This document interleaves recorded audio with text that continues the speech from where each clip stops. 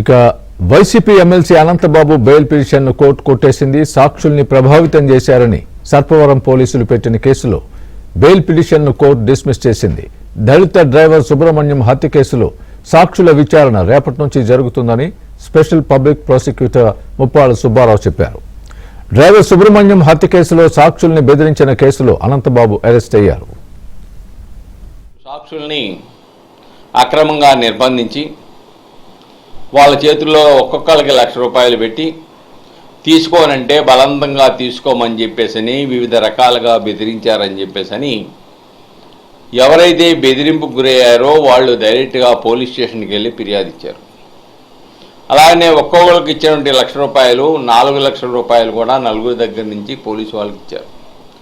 అంతేకాకుండా ఆ కేసులో 4వ ముద్దాయిగా ఉన్నటువంటి వ్యక్తి ఎవరైతే ఉన్నారో ఆయన దగ్గర నుంచి ఒప్పుదల స్టేట్మెంట్ ద్వారా మరొక ఈ నేరానికి ఉపయోగించినటువంటి మరొక ₹25,000 స్వాధీనం చేసుకున్నారు.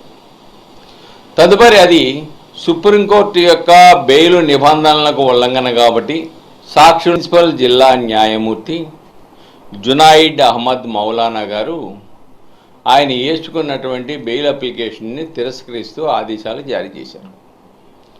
రేపటి నుంచి ఈ కేసుకు సంబంధించినటువంటి విచారణ ప్రారంభమవుతుంది. రేపు ఎల్లుండి 4 సాక్షుల్ని ప్రధాన జిల్లా న్యాయమూర్తి కోర్టులో విచారణ జరుగుతుంది.